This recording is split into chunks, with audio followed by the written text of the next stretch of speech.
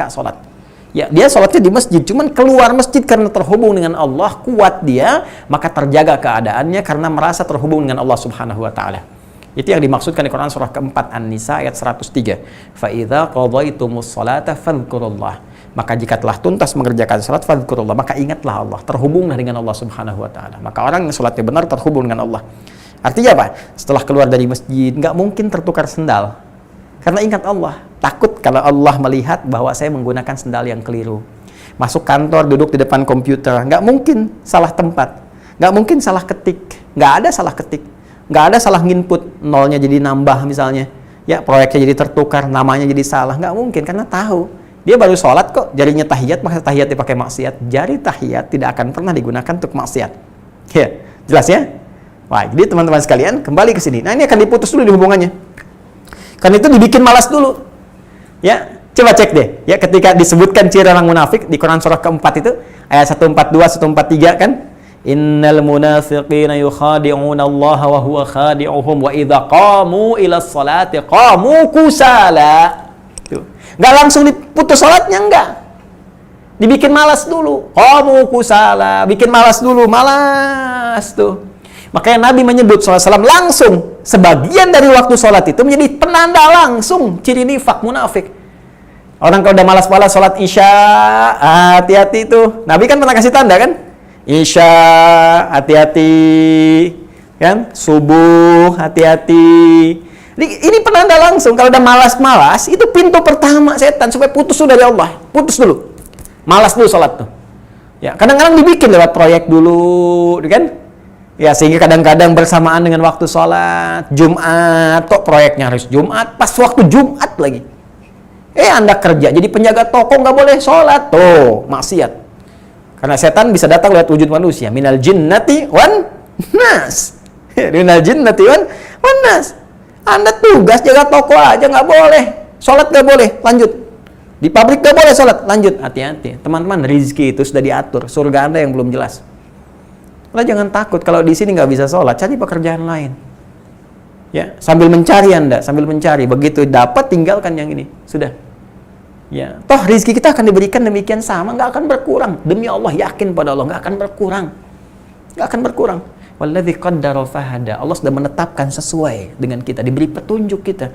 Jadi kalau dikasih sesuai, ngapain kita mengerjakan yang menjauh dari Allah? Dapatnya segitu juga, cuma berkahnya beda. Anda sholat, dapat 5 miliar, nggak sholat 5 miliar. Ya, lalu kenapa mesti mengambil hal yang tidak sholat? Berkahnya nggak ada. Wah, gampang Ustaz, nggak usah sholat dapat 5 miliar, mendingan nggak sholat. Di dunia, Joni, begitu meninggal, selesai tuntas ancaman bagi Anda.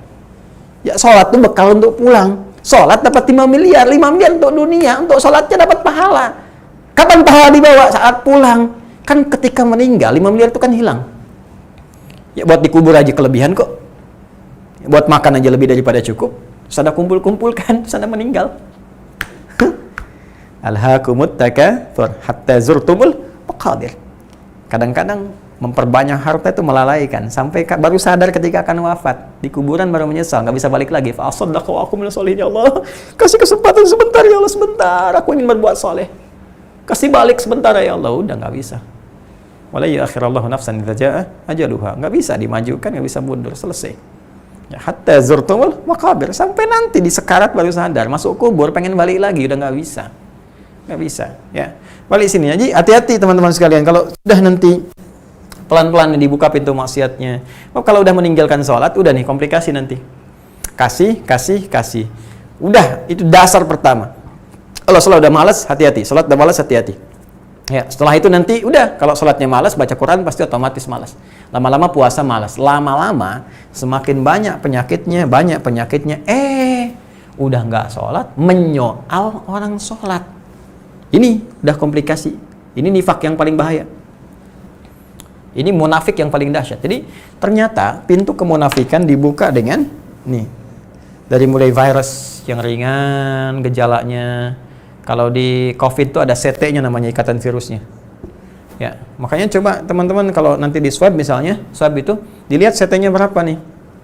Ya, di bawah 30 apa di atas 30. Kalau di bawah 30, apalagi di bawah 20, misalnya 19. Ini saya, karena saya riset ya, saya ngobrol, saya diskusi dengan dokter-dokter yang ahli juga, peneliti macam-macam. Kita diskusi, jadi bukan, Ustadz begini, tahu apa? Tidak, karena belajar, jadi mengerti. Ya, kita lihat hasilnya dan sebagainya. Ini kalau di bawah 20 dan seterusnya di bawah 30, itu patut diduga terkontaminasi. Belum tentu itu positif COVID-nya. Belum tentu COVID, boleh jadi terkontaminasi dengan faktor lain. Ya, karena nanti ada faktor-faktor tertentu yang ketika di swab itu bisa bereaksi positif. Ya, ada yang menyebutkan informasi, silahkan dicek ya untuk membuktikan. Misalnya dari seafood, ya, makan udang dan sebagainya, itu kalau diuji itu bisa ada reaksi berdasar penuturan dari pakar-pakar ya yang menyampaikan seperti itu. Jadi kalau CT-nya di atas 30 misalnya, 29,5, 30 ke atas dan sebagainya, itu bisa diduga sangat kuat positif ya. Kuat positif yang terkait dengan COVID. Apa yang mau saya katakan? Saya ilustrasikan ke sini nih, sama nih. Sifat nifak juga begitu. Ada kadarnya. Kadar kecil, nggak mau sholat dulu, malas dulu, muncul penyakit, sudah lama-lama nggak sholat, lama-lama makin naik nih, bahaya, sesak nafas nih. Kalau di COVID tuh, ya udah sesak dengan semua hal yang berbau keislaman. Sesak lihat orang sholat, sesak lihat orang baca Quran. Sesak lihat orang berhijab, sesak lihat umat Islam itu maju, sesak lihat umat Islam itu bersatu, sesak. Nah itu, udah parah tuh sifat nifaknya. Udah jadi munafik yang hakiki. Ya, munafik yang sejati. Karena itu nanti di Quran surah keempat, lagi-lagi banyak di An-Nisa itu. Ya. Sebelum nanti dikompilasikan semuanya di satu surah khusus, surah ke-63, Al-Munafikun dengan namanya. Jadi Quran surah keempat, ayat 140. Paling kiri sebelah bawah di mushaf, langsung Allah berikan gambaran, wa qad nazzala alaikum, telah tetap ketentuan, telah turunkan ketentuan dalam Al-Quran, dalam Alkitab, berlaku untuk kalian semua, hai orang-orang beriman, an idza sami'tum, jika kalian mendengar, mengalami satu peristiwa, ayatillah yukfaru biha, ada orang-orang yang mengingkari ayat-ayat Allah, wa yustahza'u biha, atau mengolok-ngoloknya. Tuh ya, nanti kita akan lihat siapa mereka ini. Siapa mereka ini kita akan lihat. Ada dua golongan nanti. Jadi satu, pengingkaran terhadap ayat-ayat Allah, ingkar. Ya, ayat-ayat Allah itu apa? Ya, ayat-ayat Allah itu perintah larangannya. Ya, tanda-tanda kebesaran yang menunjukkan Allah Tuhan, Rabb, satu-satunya Tuhan yang layak disembah. Bagaimana cara mengetahui Allah itu satu-satunya Tuhan, layak disembah? Ya dengan ibadah. Buka Quran surah ke-20 Toha, ayat ke-14. Allah tegas mengatakan bahkan kepada Nabi Musa, innani anallahu la ilaha illa ana. Hanya saya Allah, satu-satunya Tuhan yang layak disembah. Nggak ada Tuhan kecuali saya. Tegas. Ya, silahkan, saya sering katakan, hanya di Al-Quran, keterangan yang sangat tegas menerangkan tentang sifat ketuhanan. Silahkan cek dalam kitab manapun, cuma di Al-Quran. Karena Al-Quran firman Allah, maka Allah sangat pede mengatakan saya Tuhan.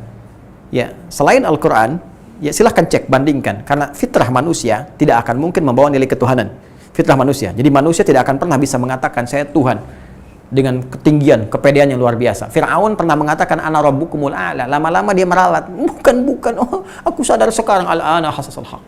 Ya, al-an sekarang kamu nampak.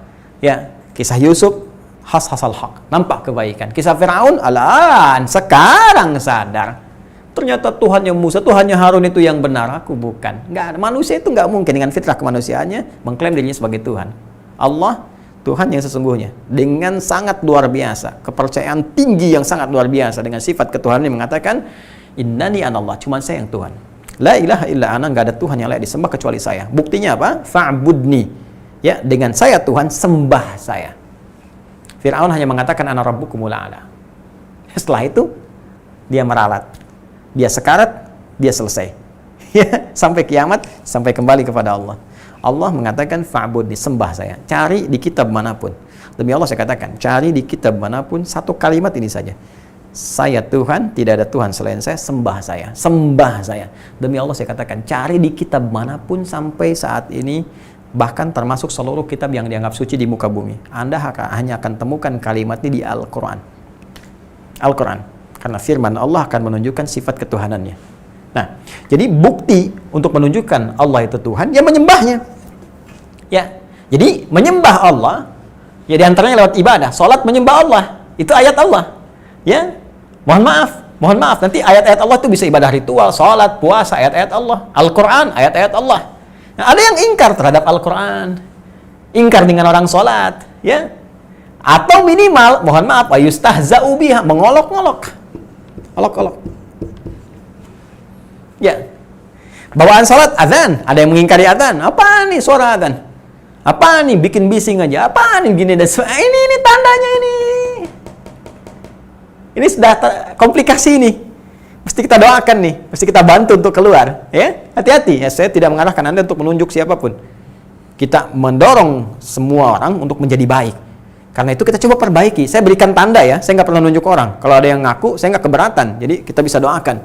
Ya, kita bisa doakan, kita arahkan menuju kebaikan. Tapi jangan pernah tunjuk orang, ya. Ini, jadi kalau sudah ada yang ingkar, apalagi misalnya yang kedua, wa yustahza'u biha. Ngingkar enggak, cuma ngolok-ngolok. Ngolok-ngolok orang sholat, ngolok-ngolok orang berhijab, ngolok-ngolok orang menghafal Quran, ngolok-ngolok orang berinteraksi dengan Al-Quran. Orang mau tahajud kok disoal, kok diolok-olok. Terus yang aneh itu, yang disoal itu adalah hal terkait dengan agamanya. Itu yang aneh. Saya bingung cara berpikir orang sekarang. Ya, makanya kemarin saya sampaikan makronisme itu. Ya, saya mau tunjukkan sebentar ya teman-teman sekalian. Ini penting sekali. Kadang-kadang kalau saya nyampaikan yang seperti ini kadang-kadang langsung di jam nih. Lambat, terus sinyal hilang, terus abis itu nanti putus agak lama, terus nanti subscriber tiba-tiba bertahan, terus nanti viewernya hilang. Saya nggak peduli. Yang penting sampai pada Anda. Jadi tolong sampaikan lagi supaya kita mengerti. Ya, orientasi kita semua akhirat. Lihat baik-baik teman-teman sekalian. Fokus ini. Saya belajar i'lam, belajar jurnalistik. Ya, setahun saya dapatkan materi itu. Kita belajar beberapa, nah itu ilmiah ya. Teman-teman sekalian, sekarang yang mesti kita lihat dan sangat berbahaya, sekarang ada pertarungan pemikiran. Ya, sudah ke tahap propaganda. Ya, kalau kita masuk ke dunia pemikiran itu nanti ada agitasi, ya. Agitasi, ada provokasi, ada propaganda. Dulu Soviet tuh punya satu bagian subnya itu disebut dengan agitprop, ya, agitasi dan propaganda. Dulu itu bagian bironya di komunis Soviet tempo lalu, yang kemudian diadopsi oleh Eropa, dikembangkan, sekarang masuk ke media. Ya, media itu sudah membawa sekarang nih sudah ke propaganda, sudah bukan mengajak lagi, sudah bukan memengaruhi lagi, tapi merubah mindset, merubah pemikiran dan mengarahkan kepada apa yang diinginkan, merubah cara berpikir kita dan diarahkan kepada kepentingan tertentu. Salah satunya apa? Salah satunya ada gerakan propaganda merubah pemikiran dunia yang langsung objeknya, targetnya diarahkan kepada Islam, bukan Muslim. Kita harus cerdas berpikir teman-teman sekalian, bedakan antara Islam dengan Muslim.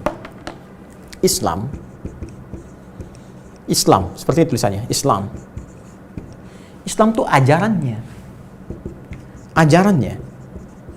Islam tuh dinnya, ajarannya, isinya, panduannya, pedomannya. Quran surah ketiga, Ali Imran ayat 19, Innad dina indallahil Islam. Jadi kalau kita berbicara Islam, kita berbicara dinnya, berbicara ajarannya, pedomannya, petunjuknya. Orangnya disebut Muslim. Ya.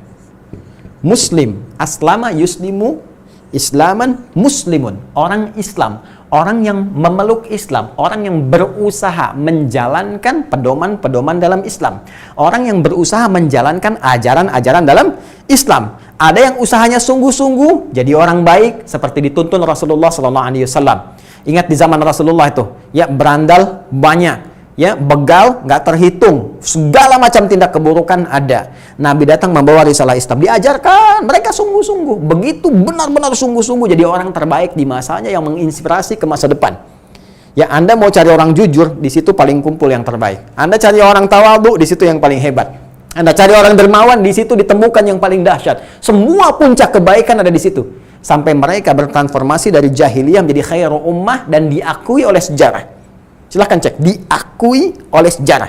Sampai bahkan menginspirasi sampai ke Eropa. Bukan hanya dengan akhlaknya, adabnya, yang sekarang banyak berlaku di berbagai tempat belahan dunia, bahkan dengan pengetahuannya. Cek semua pengetahuan yang dikembangkan oleh orang-orang Eropa sampai dengan saat ini. Lihat akarnya, maka Anda akan temukan pada puncaknya kembali kepada ajaran-ajaran keislaman yang dibawa oleh Rasulullah SAW.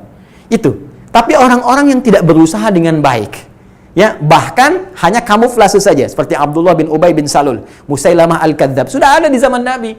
Ngaku Islam, cuma mohon maaf, masuk ke situ hanya untuk menjelek-jelekan saja, hanya untuk berbuat makar. Udah ada Abdullah bin Ubay bin Salul, ada orang munafik zaman dulu. Ya, Musailamah al-Kadzdzab ngaku muslim. Nabi hidup, selepas wafat ngaku nabi. Jadi ya abah yang ngaku nabi itu yang sekarang saya ngaku nabi, udah ada, Anda terlambat. Terlambat jauh Anda. Zaman dulu udah ada. Dan selesai kehidupannya. Nastapa, merana sampai kembali kepada Allah Subhanahu wa taala. Jadi, dari dulu orang yang masuk Islam itu muslim dah banyak, yang baik-baik banyak, yang nggak baik pun ada karena nggak serius menjalankan keislamannya. Ya, yang nggak serius itu siapa? Orang Islamnya. Islamnya bagus, silahkan cek di Islam. Semua buka ajaran Islam, di Al-Quran buka, di hadis buka. Nggak akan Anda temukan ajaran-ajaran yang menjerumuskan pada keburukan. Demi Allah saya katakan, semua kamu jadi Islam, baik semua kalau benar Islamnya. Ya bagaimana bisa korupsi? Melihat yang jelek aja nggak boleh? Ya, kan Quran yang mengajarkan. Wa qul lil mu'minina yaghuddu min absarihim, katakan pada pria yang merasa beriman, sudah masuk Islam, imannya bagus, pandang yang baik saja. Ini gimana mau korupsi? Mau lihat aja nggak boleh yang jelek. Terus korupsinya sambil merem, Ustaz. Ya ilah, mau merem korupsi. Gimana? Ya, tangannya aja nggak boleh. Mencuri dipotong tangan. Wasariq atafaqtu aydiyahuma. Ya, pencuri potong tangannya. Gimana mau dipotong tangan mau mencuri? Nggak bisa. Ya. Bicara baik. Ya ayyuhalladzina amanu, hai pemilik iman, la yaskhar qaumin qaum, jangan saling mencela. Gimana mau bikin hoax? Mencela nggak boleh. Bikin buruk aja nggak boleh. La yaktaba'dukum ba'du, jangan gosip. Gosip nggak boleh. Mencela nggak boleh. Inna ba'dadh-dhanni itsam, prasangka buruk itu bisa dosa. Berprasangka buruk aja nggak boleh, apalagi bikin hoax, apalagi jadi buzzer. Nggak mungkin bisa. Ya, jadi Islam tuh pasti bagus, Quran tuh bagus. Nggak ada orang belajar Quran benar misalnya jadi buruk, nggak mungkin. Apalagi jadi teroris, membawa teror itu mustahil. Mustahil. Ingat kata-kata saya, sumber teror itu cuma dua. Ya, secara umum cuma dua makronya. Satu, ekonomi. Kalau ekonomi mulai lemah, maka muncul teror. Ya, karena orang lapar. Orang lapar, orang butuh makan. Kehilangan peluang itu, maka dia nyari. Nggak dapat jalan yang baik, dia mulai muncul deh. Oh, setan ketawa ketiwi, cuman ditiup maksiat. Ya, udah itu dibawa tuh sama setan. Mulai muncul pembegalan. Begal itu kan teror. Teror itu membuat orang khawatir, takut. Datang tuh teror, itu umum tuh membuat orang takut. Bukan cuma dengan ledakan. Dengan senjata, dengan macam-macam, dengan senjata fisik tuh teror. Makin banyak orang membegal itu teror. Sifatnya disebut ismunya terorisme. Udah masuk ke situ. Di faktor ekonomi, betapa banyak orang meledakkan diri dan sebagainya karena iming-iming tadi. Ya, bayar sekian, ini sekian, berbuatlah sesuatu yang buruk. Nembak orang, bom orang, bunuh orang dan sebagainya. Baik, yang kedua faktor politik. Ya, bukankah Fir'aun dengan kekuasaannya secara politis nggak mau diganti? Ya, dengan secara politis takut dengan Nabi Musa. Padahal Nabi Musa datang bukan untuk meruntuhkan kerajaan Fir'aun, cuma untuk meluruskan kekuasaan supaya benar. Perhatikan, pernah nggak ada narasi dalam Al-Quran mengatakan Musa diutus untuk menghancurkan Fir'aun supaya diganti rajanya Musa? Nggak ada. Baca Quran, Suneo. Silakan baca. Idhab ila Fir'auna innahu tagha. Ya, pergilah kepada Fir'aun, dia telah menyimpang. Buka lagi surat Toha, surat 20 ayat 43 sampai 44. Idhaba ila Fir'auna. Ya, innahu tagha. Musa dan Harun pergilah kepada Fir'aun, dia telah menyimpang. Faqula lahu qawlan layyina la'allahu yatadhakkaru aw yakhsha. Nasihati, katakan dengan lembut. Mungkin dengan kelembutan itu dia balik lagi, dia gunakan kekuasaan pada jalan yang benar. Jadi Musa diutus didampingi Harun untuk mengarahkan Fir'aun supaya benar dengan kedudukannya, membuat kebijakan-kebijakan yang baik, bukan untuk ganti Fir'aun. Fir'aunnya yang ketakutan karena mempertahankan hal-hal buruknya, muncullah teror pada saat secara politis. Apa yang dia lakukan? Setiap bayi yang muncul mau dilahirkan, dampingi ibunya yang sedang mengandung. Keluar perempuan, hidup laki-laki, sembelih di hadapan ibu yang baru melahirkannya.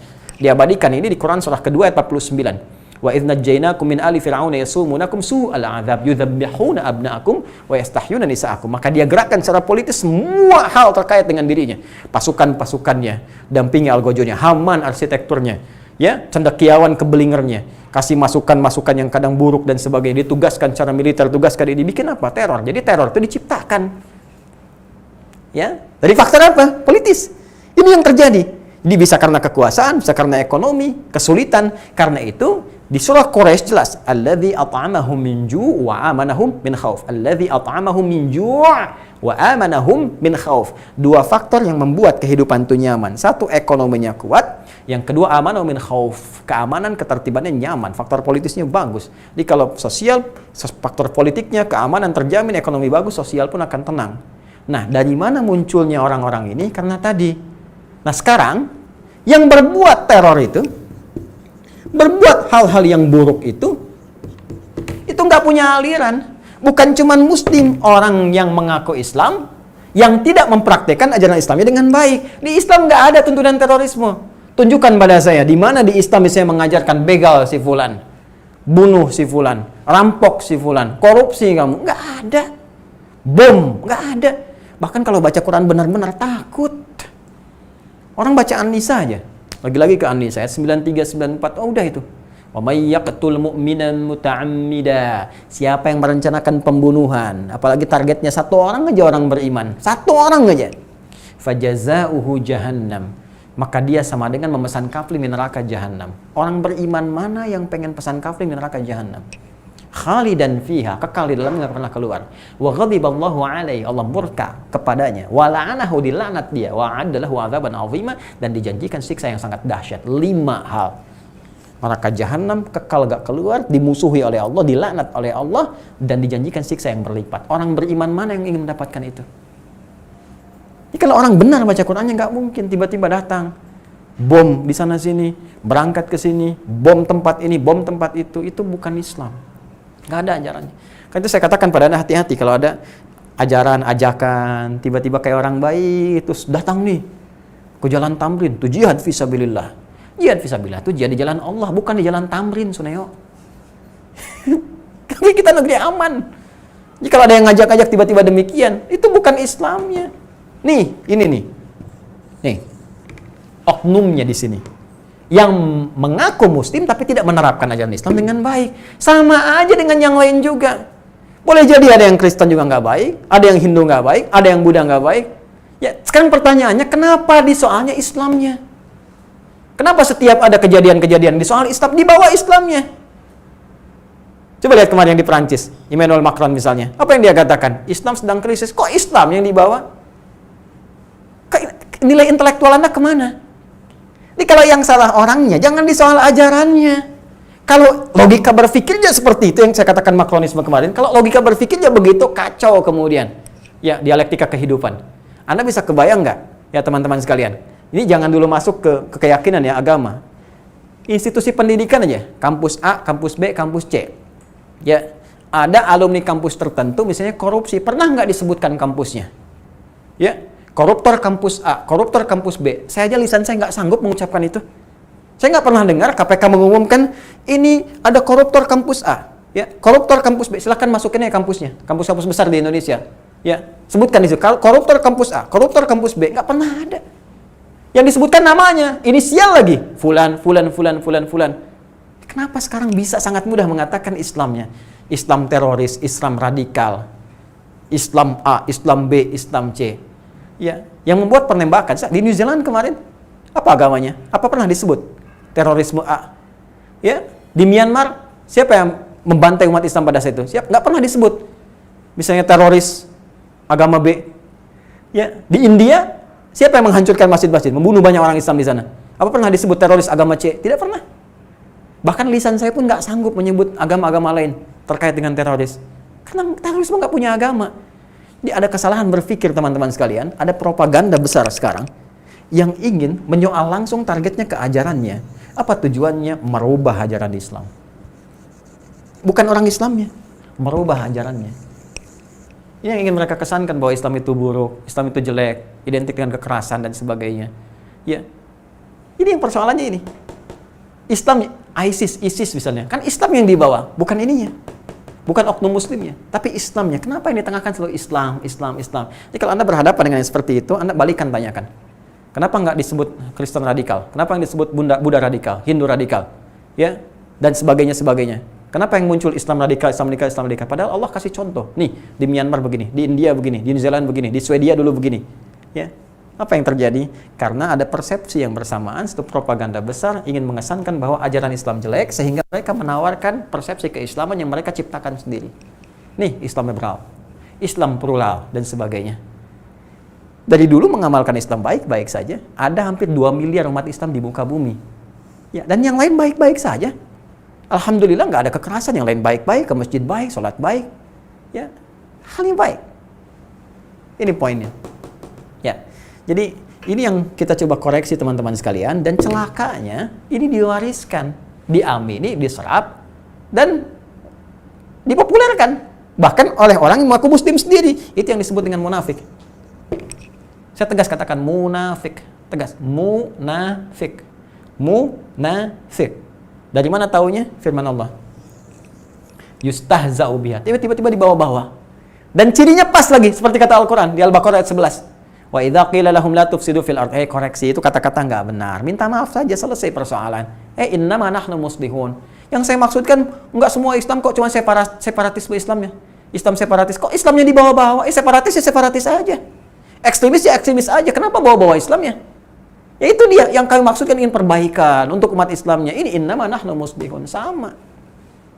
Itu sama-sama dibawa ke Indonesia, muncul intelektual. Yang dimaksud bagaimana? Siapa? Juru tafsir mana?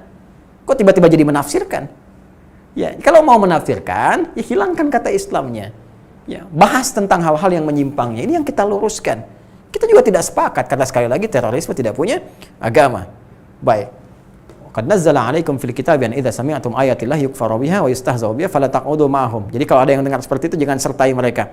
Fala taqudu, jangan sertai. Jangan duduk dengan mereka. Kalau bikin bacaan, tinggalkan bacaannya. Kalau ceramah, tinggalkan ceramahnya. Ya, kalau bikin produk, tinggalkan produknya. Hatta yakhudhu fi haditsin ghairi, sampai mereka sadar itu salah dan balik baru minta maaf. Kalau itu benar, kalau MUI menganjurkan kemarin kejadian misalnya nggak pernah mau minta maaf, itu benar. Ya, nggak usah di sweeping, ngapain sweeping? Nggak usah datang ke toko-toko, nggak usah. Kalau jiwanya sadar beriman, cukup tinggalkan, nggak usah dibeli. Kalau ada di supermarketnya, Anda di situ karyawannya udah tutupin, bagus tuh kemarin tutupin, nggak usah diambil, sudah selesai. Sampai kemudian minta maaf, selesai, sadar bahwa itu salah. Itu elegan kan? Nggak usah mencela, kan? Nggak usah mencaci yang sudah jelek sama dengan jeleknya. Nggak usah mencaci. Kenapa harus mencaci lagi? Tinggalkan aja. Ya, innallaha jami'ul munafiqin. Itu dalilnya. Ya. Sungguh Allah akan mengumpulkan munafikin wal kafirin dan orang-orang ingkar fi jahannam jami'a, di jahannam keduanya. Dulu saya masih mencari apa tafsir ayat ini. Sampai terjadi kejadian-kejadian baru kita sadar. Oh, ada orang-orang yang belum beriman, yang kuat menyerang Islam, tiba-tiba dikuatkan oleh orang yang mengaku beriman. Karena itu ayat yang mengatakan, orang yang ngaku-ngaku ini disebut munafik, orang yang tadi disebut dengan kafirin, jami'ul munafiqina wal kafirin. Nanti kalau yang begini nih, dua-duanya kompak, menjelek-jelekan Islam tanpa sebab, menyoal, membangun propaganda yang buruk, mengarahkan pada hal-hal yang jelek, itu dikumpulkan oleh Allah di neraka jahanam keduanya. Dan kita bertobat, bermohon pada Allah supaya dihindarkan dari yang demikian. Kita berdoa, tunjukkan pada kebaikan. Kadang-kadang situasi begini menjadi jalan hidayah untuk kembali. Jadi kita doakan, ya.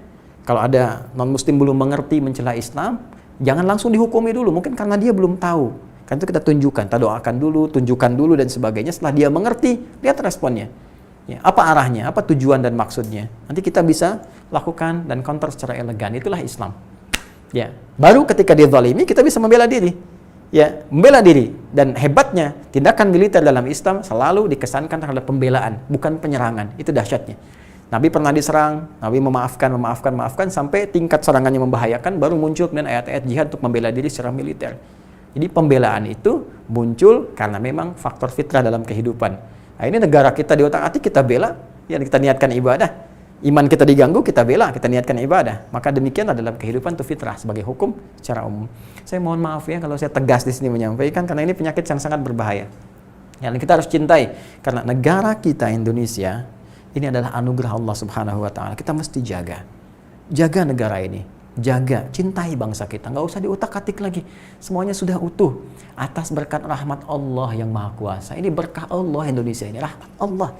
Ya, keinginan luhur itu sudah dari lama pengen merdeka, dan dengan dirongkan oleh keinginan luhur sudah lama, ini berkat Allah diturunkan, rahmat Allah. Kita beribadah dijamin lewat undang-undang, ya. Bahkan dasar negara kita itu yang pertamanya ketuhanan yang Maha Esa. Pasal 29 ayat 1. Pasal 29 ayat 1, negara berdasar atas ketuhanan yang Maha Esa. Itu nanti jembatan untuk menafsirkan Pancasila yang sila pertama itu.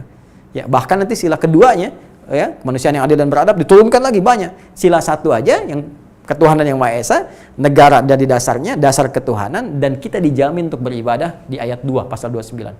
Negara menjamin kemerdekaan tiap-tiap penduduk untuk memeluk agamanya masing-masing dan beribadah menurut agama dan kepercayaannya itu. Sudah indah, sudah baik. Maka jaga dengan mencintainya. Bagaimana cara mencintainya? Dengan menerjemahkan nilai-nilai ibadah sesuai dengan petunjuk Allah kita sebagai umat Islam. Jangan korupsi. Islam melarang korupsi. Jangan membega, jangan merampok, jangan zina, jangan berselisih. Hidup dengan tentram, hidup dengan baik, sholat dengan bagus. Ya, makanya umat Islam saya sarankan, ayo kompak semuanya, bersatu, jangan berselisih. Kompak, terus kuatkan. Karena kalau orang Islamnya kuat di Indonesia, itu membantu pada negara. Kan 200 juta lebihnya orang Islam.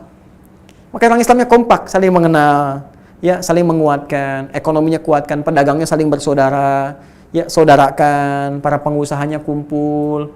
Ya, coba orang Islam tuh bikin sih minumannya dari orang Islam, coba sih berasnya dari orang Islam, pakaiannya dari orang Islam, kuatkan di situ. Insya Allah akan terbantu kalau rakyatnya makmur, negara ikut makmur. Kita sokong. Ya, dan itu bagian dari ibadah kita dan bagian dari pengamalan undang-undang. Dan gak usah mengganti apapun yang ada di negara ini. Ini sudah final, ini sudah bagus. Tinggal bagaimana kita menjalankan dengan baik sesuai dengan petunjuk Allah Subhanahu wa taala. Ya, mohon izin saya agak dalam untuk bahasan itu. Dan mohon berkenan untuk menerima dengan baik. Kalau ada hal-hal yang perlu kita koreksi bersama dan kita bisa perbaiki. Wa idza qila lahum la tufsidu fil ardi qalu innama nahnu muslihun. Sedangkan orang munafik ketika diingatkan untuk meninggalkan perbuatan maksiatnya, perbuatan merusaknya, mereka kalau penyakitnya makin kuat akan membela diri dengan mengatakan innama nahnu muslihun, kami itu sebetulnya sedang merubah. Ya, kami ingin berbuat baik. Ya, niat kami bagus. Ya, niat Anda bagus, cuman kan penyakit Anda bermasalah, hati Anda bermasalah. Bagaimana bisa berniat bagus sementara hatinya bermasalah? Niat itu kan dari hati, ya kan? Karena itu Allah infokan lewat ayat ke-12, ala innahum humul mufsiduna walakin la yash'urun. Ala harful ikhbar wa taukid. Ala itu huruf penguat, ya, dan taukid yang menekankan. Biasanya begini, kalau di Al-Quran ada huruf penguat dan menyampaikan informasi, ikhbar, wa taukid, itu menunjukkan informasi yang disampaikan sangat penting. Ya, informasi yang disampaikan sangat penting. Jadi kalau ada ala, itu informasinya penting. Kalau di hadis misalnya, ala inna fil jasadi mudghatan, idza salahat salahal jasadu kullu wa idza fasadat fasadal jasadu kullu ala wahyal qalbu. Ya, saking pentingnya hati, kolbu, Nabi sampai mengatakan, sungguh dalam jiwa kita itu, di tubuh kita ada satu kerat daging, yang kalau baik itu baik semua tubuh, kalau jelek, jelek semua. Apa itu? Kolbu. Kalau kolbunya bagus, ke semua tubuh kita akan baik pancaran kebaikannya. Di ala, jadi menjaga kolbu itu penting, informasi penting. Nah ini, di ayat ini, ala, ada hal penting kata Allah yang ingin aku sampaikan. Innahum humul mufsidun, perbuatan mereka sungguh itu merusak. Jadi bukan memperbaiki. Ya, walakin la yash'urun, akan tetapi mereka tidak menyadarinya. Jadi ini kalimat ingin meyakinkan dua sisi sekaligus kepada kita orang-orang beriman. Kalau kita melihat perbuatan merusak orang-orang munafik misalnya, mohon maaf, munafik pun bahasa baku ya. Jadi kalau ada hal seperti itu disampaikan saja. Nah, itu penyakit, kita perbaiki, kita doakan, kita arahkan dan kembali menjadi baik. Ya, ini kepada kita pengingat. Jadi kalau kita melihat ada orang sudah mulai malas sholat, sudah nggak bagus, terus misalnya ingin dapat pengaruh saja, pakai atribut keislaman, ya dalam konteks pilkada misalnya pakai kerudung Islami, kemudian peci Islami, tapi kebijakan nggak bagus, jauh dari umat Islam, diingatkan. Itu mungkin peluang hidayah. Jadi jangan langsung dicela. Wah, mau pilkada aja nih pakai peci, jangan demikian. Tapi kita doakan dulu. Alhamdulillah udah mau berkerudung, gitu kan? Jadi kalau pasang foto misalnya pakai kerudung, tulisin bawahnya Alhamdulillah udah berkerudung, gitu kan? Kita doain, kita arahkan pada kebaikan, ya. Terus relawannya support, kalau bisa pertahankan nih kalau terpilih pakai kerudung terus, kan? Pakai peci terus, ke masjid lagi, ya. Kalau ada yang pakai apapun atribut keislaman ya kenakan dengan baik, Alhamdulillah, kita doakan sesuai dengan tempatnya. Ini kita arahkan demikian. Jangan putus asa, ya kan? Seperti Nabi Musa, terus diminta diarahkan. Seperti Nabi pun dengan Abdullah bin Ubay bin Salul, tetap menemani dalam kehidupannya dan memberi petunjuk, walaupun yang bersangkutan enggan untuk berubah. Jadi kalau ada orang buruk enggan berubah, sudah ada kakek moyangnya, jangan diikutin dan nestapa hidupnya. Ya. Kemudian yang kedua juga pengingat untuk orang yang memiliki sifat nifak, bahwa perbuatan Anda merusak. Anda merusak. Anda menyual orang berhijab, menyual orang menghafal Quran itu merusak, berbahaya. Berbahaya. Termasuk sekali-kali jangan menyoal, jangan dibawa-bawa ya ke Indonesia, teman-teman. Penyakit di luar jangan diimport ke sini. Ya, kalau diimport ini menunjukkan bahwa Anda pun bermasalah. Ya, jadi kalau ada yang bawa-bawa ke Indonesia, terorismenya dibawa ke sini, diimpor dari luar ke sini, terus persepsinya dibawa juga, apalagi kalau dibuat semacam proyek tertentu, itu berbahaya, membuat stabilitas terganggu, keamanan terganggu, segala rupa terganggu. Jangan tukar dengan dunia semata, jangan tukar, berbahaya. Bertobatlah kepada Allah karena hanya sementara saja. Suatu saat kita kembali kepada Allah. Kita ingin damai, tentram, makmur, maju, saatnya kita berjaya dalam kehidupan, ya. Walakin la yash'urun, akan tetapi tidak menyadarinya. Baik, ini adalah ringkasan dari tafsir yang dituliskan dari beberapa ulama, termasuk di hadapan saya ini ada Ibnu Katsir. Saya sudah baca ini, sudah saya baca, saya sarikan kembali. Jadi kalaupun kita baca lagi, insya Allah tidak akan jauh dari apa yang telah saya sampaikan. Tapi ada yang menarik di sini, ketika membaca A'udzubillahi minasyaitonirrajim, an Salman al-Farisi, wa idza qila lahum la tufsidu fil ard qalu innama nahnu muslihun qala Salman lam yaji ahlu hadhil ayat ba'du. Ini menarik nih. Jadi di era sahabat Salman al-Farisi radhiyallahu taala anhu, karakter begini belum terlihat, kata beliau. Yang beliau alami, ya. Jadi orang-orang munafik yang diingatkan kena penyakit nifak, diingatkan supaya berubah jadi baik, itu membela diri dengan pembelaan begitu belum ada. Ya. Jadi kita diingatkan, ini jangan begitu dong. Jangan Islam yang disoal, jangan Anda bilang Islam dalam keadaan krisis, jangan Anda bilang separatis Islam, ya, jangan bilang demikian, jangan bilang Islam teroris. Ya, karena agama ini mengajarkan kebaikan. Terorisme tanpa agama, tiba-tiba klaimnya, oh enggak kok, yang kami maksudkan untuk perbaikan. Ya, kami enggak menyoal Islamnya, cuma ada yang ekstrim. Ya, jangan disebut Islamnya. Nah, ini persis gambarannya, kata Salman, zaman saya belum ada. Kalau Salmannya masih ada, kita bilang, Salman radhiyallahu taala anhu, Sayyid Salman, sekarang ada. Sekarang nampak. Ya, 15 abad yang lalu, Salman al-Farisi mengatakan, lam yaji ba'du, ya, lam yaji ahlu hadhil ayat ba'du. Ini tafsir Ibnu Katsir, tafsir Al-Qur'anul Azim, teman-teman sekalian, di ayat yang ke-11. Lam yaji ahlu hadhil ayat ba'du. Ya, pemilik ayat ini, pelaku di ayat ini belum nampak di zaman saya, katanya. Zaman sekarang ada. Ya, termasuk sama Islam liberal, Islam plural dan sebagainya. Kalau diingatkan begitu. Bahkan ada yang langsung naik, ya, seperti Al-Baqarah ayat 203. Ya, 204, maaf, 204, 205, 206 sampai 207-nya. 204, wa minan nasi may yu'jibuka qawluhu fil hayatid dunya wa yashhadullaha 'ala ma fi qalbi wa huwa aladdul khisam. Di antara sementara manusia ada yang kata-katanya begitu menarik, retorikanya cantik, ya, membawa-bawa nama-nama Allah, kadang motong-motong ayat, motong-motong hadis. Wa huwa aladdul khisam, padahal dia musuh yang paling nyata. Wa idza tawalla sa'a fil ardi liyufsida fiha wa yuhlikal hartha wan nasl. Tuh, kalau dia berpetualang di bumi cuma berbuat kerusakan. Fasad kan munafik. Ya. Wallahu la yuhibbul fasad. Allah enggak mencintai, enggak menyukai kerusakan. Wa idza qila lahu taqillah akhadhatul izzah. Tapi kalau diingatkan ittaqillah, ini enggak benar, enggak bagus. Itu akhadhatul izzah, naik dia. Kamu siapa? Saya ini gelarnya banyak. S1, S2, S3, ada yang profesor, ada yang macam-macam. Coba lihat, gelar tinggi-tinggi hanya untuk merusak, ngapain? Ya, yang paling aneh itu dia masuk fakultas Islam, kampus Islam, gelar tinggi-tinggi hanya untuk merusak Islam. Anda sehat? Anda sehat enggak? Anda tuh belajar tinggi-tinggi sampai S3, bikin disertasi hanya untuk merusak Islam. Sudah jelas di Quran dikatakan zina haram, Anda bilang zina halal. Anda sehat nggak? Nah, coba dicek dulu. Anda sehat nggak? Ngapain sekolah tinggi-tinggi? Anak SD aja tanya zina haram.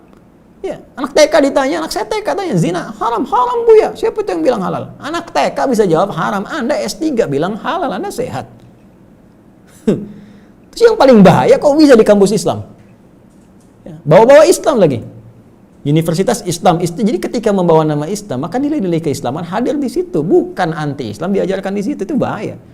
Makanya liberalisme, pluralisme, ya sepilis itu, ya sekuler, liberal, pluralis itu berbahaya. Itu berbahaya. Ya. Saya tegas mengatakan, Anda nggak sepakat silahkan kita diskusi. Dan saya sangat terbuka, gitu kan. Nanti kita bisa lihat dan dengan izin Allah mudah-mudahan kita saling mendoakan untuk mengarahkan pada nilai-nilai kebaikan. Mohon izin teman-teman sekalian kalau ada yang hangat-hangat ya malam-malam hari ini, memang kalau perkara-perkara akidah yang merusak, membahayakan, mesti tegas dari situ. Ya, mesti tegas supaya kita paham ini hitam putihnya demikian. Yang hitam tinggalkan, putihnya ambil, kemudian kita doakan supaya saudara-saudara diarahkan kembali. Karena Quran pun mengarahkan begitu. Di ayat 146 An-Nisa Allah mengatakan illal ladzina tabu. Saking Allah semua harus taubat, kecuali orang-orang yang taubat wa aslahu, dan mereka memperbaiki diri. Kita bantu dengan doa supaya intelektualnya balik lagi jadi baik, gitu kan? Terus buka lembarannya, hazanahnya, bukakan, gitu kan? Referensinya dan sebagainya. Dan semoga dengan itu semua punya peluang yang sama untuk bertobat di hadapan Allah Subhanahu wa taala. Itu kurang lebih ringkasan dari Quran surah kedua, dari tafsirnya ayat ke-11 sampai dengan ayat 12. Dan kita akan lihat ciri berikutnya di ayat 13, 14 sampai dengan ayat 20 tentunya pada episode yang akan datang. Ya, semoga Allah menguatkan jiwa kita untuk belajar dengan baik dan istiqamah sampai kita berpulang ke hadapan Allah Subhanahu wa taala. Sebelumnya mohon izin untuk menyampaikan beberapa informasi yang sangat penting. Ya, teman-teman sekalian, pertama bersyukur kepada Allah Subhanahu wa taala. Alhamdulillah bahwa program STUAH, Sekolah Terbuka Usahakan Al-Quran Hafal, setiap hari mengalami peningkatan. Semoga ini tanda kebaikan dari Allah Subhanahu wa taala dan bisa mengevaluasi diri kami semua supaya lebih dalam keadaan ridha Allah. Saya ingatkan kepada seluruh staf di ILC, At-Taisir Learning Center, yang membawahi STUAH, termasuk musyrif ya, musyrifin, musyrifat, semuanya ikhlas. Ikhlas lillah. Dengan keikhlasan itu insya Allah ada keberkahan. Alhamdulillah teman-teman, sekarang sudah saya amati dari 2 pekan lalu sudah 12.000 per sehari yang setoran. Ya, 12.000 masuk setoran itu setiap hari. Dilihat pergerakannya naik 14.000, 16.000, diprediksi ke hari-hari ini sudah mau masuk ke 20.000. Itu per hari yang setoran ya. Jadi kita bersyukur kepada Allah, semakin bertambah orang-orang mau menghafal Quran, dan yang sudah tergabung ini sudah lebih daripada 6.000 orang sekarang ini untuk menjadi ahli Al-Quran. Semoga semuanya dimudahkan Allah Subhanahu wa taala. Saya tidak ingin berhenti sampai di sini karena banyak sekali yang masih meminta, banyak masih bertanya. Insya Allah mohon didoakan teman-teman. Saya akan mengadakan kembali ya, mengadakan untuk 5.000 kembali, bahkan kalau perlu kita tambah lagi ya untuk paket yang kemarin sudah sebagian teman-teman kita dapatkan karena masih ada yang bertanya. Dan saya akan coba prioritaskan untuk membagikan ini setelah kita ada ya, kepada teman-teman generasi-generasi terbaik ya, dari anak-anak sekolah, di mahasiswa di kampus-kampus. Mungkin nanti kita insya Allah akan coba create dengan teman-teman ALC ya di kampus-kampus. Kita akan ada gerakan untuk bagian dari untuk menghafal Quran. Nanti kita supportkan programnya. Mohon doakan, kita akan ada pengadaan lagi. Kalau teman-teman mau bantu dari yang ada, teman-teman sekalian, Anda boleh silahkan nanti terhubung. Kami sudah ada bagiannya. Nanti untuk yang pengadaan paket untuk hafalan Quran ada sendiri ya, untuk pesantren ada sendiri. Dan tolong saya ingatkan, mohon izin ya, mohon sekali hati-hati karena sekarang ini banyak yang mengatasnamakan Adi Hidayat. Ya, nama-nama di bawah bahkan logonya untuk minta donasi. Saya mohon sekali teman-teman hati-hati, dan saya ingatkan kepada para pelaku. Baru tadi saya diingatkan sama staf saya tidak pegang handphone saya, itu nanti ada yang membawa di Telegram ya. Itu membawa ceramah Ustadz Adi Hidayat pakai logonya, terus bawahnya minta donasi untuk pesantren. Ittaqilah, bertakwalah kepada Allah. Anda bisa menggunakan cara yang baik, gak usah bawa nama saya. Ya, saya tidak pernah meminta sesuatu yang tidak ada kaitan dengan hal-hal yang kita kerjakan. Kalau nggak ada pun kami nggak pernah minta. Kalau ada kami atasi sendiri. Sifat saya insya Allah sampai hari ini bertahan. Kalau kita ada rezeki kita kerjakan sendiri, hasilnya kita bagikan. Kalau ada amalan berjamaah, saya akan infokan. Setelah selesai saya tutup. Saya nggak pernah continue meminta sesuatu pada hal yang tidak pernah saya kerjakan. Jadi kalau ada yang membawa nama Adi Hidayat, ceramah Adi Hidayat, macam-macam Ustaz Adi Hidayat, dan meminta sumbangan pada Anda di luar platform yang telah kami sampaikan, itu hati-hati. Kalau mau laporkan aja ke pihak berwenang. Ya, dan saya ingatkan, hati-hati jangan berbuat sesuatu yang buruk walaupun demi tujuan yang baik tapi caranya salah, itu berdosa. Ya, termasuk teman-teman saya ingatkan juga herbal ya, yang mengatasnamakan saya. Itu ada suara saya diambil di situ, ada gambar saya ditempelkan, jualan herbal. Mohon izin, saya tidak pernah membuat produk seperti itu. Ya, Anda bisa laporkan langsung aja. Jadi saya mohon sekali ya, jangan berbuat maksiat walaupun demi tujuan yang baik tapi caranya salah. Ya, kemarin saya dapatkan video dari TikTok, itu ada satu orang di staff saya ngasih tahu, tiba-tiba suara saya muncul di situ, gambarnya disebutkan, ada jualan herbal tertentu, kemudian ada yang gambar nama saya dipasang, ada produk herbal tertentu. Saya tidak pernah bikin produk seperti itu. Dan tolong hati-hati ya, khawatir nanti ada efek samping yang Anda jual itu. Saya tidak bertanggung jawab. Saya tidak bertanggung jawab sedikit pun atas apa yang dipasarkan di jalan atau di pasaran sampai dengan saat ini. Herbal yang saya sudah teliti dari 6 bulan yang lalu, ya bahkan sudah saya serahkan ke Kemenristek. Kami sedang riset bersama. Di BNPB saya serahkan, di WAIS juga ada. Itu sedang kita kembangkan. Sekarang mau ke arah dengan LIPI, udah melewati juga bahkan uji toksisitas dan sebagainya. Ya saya nggak pernah jualan. Kalaupun kita ada stok, kita bagikan gratis ya, dan kita ukur dosisnya, arahnya kemana. ya namanya PH7, ya Prophetic Healing abad ke-7, dan saya nggak pernah sebut apapun yang sekarang dipasarkan dengan nama saya. Jadi hati-hati teman-teman sekalian ya, itu bisa berbahaya, termasuk membawa efek samping tertentu, dan termasuk galang-galang donasi dan sebagainya saya tidak pernah, dan tidak pernah mereka ada koordinasi dengan saya sedikit pun ya. Mohon izin saya mengingatkan karena sayang saya ya, karena sayang saya kepada Anda semua teman-teman, hindarkan itu. Status Anda itu tolong buang gitu kan, tulisan-tulisan Anda dan sebagainya membawa nama saya tidak bertanggung jawab sedikit pun, dan semoga Allah berikan hidayah kepada kita semua. Kalau Anda ada yang terkait dengan COVID dan sebagainya, kami ada stok dari apa yang kami sudah buat dengan standarisasi, sekarang jadi kapsul ya, dari beberapa bagian tertentu kami kuatkan dosisnya, kami riset dan sebagainya, itu nggak sembarangan.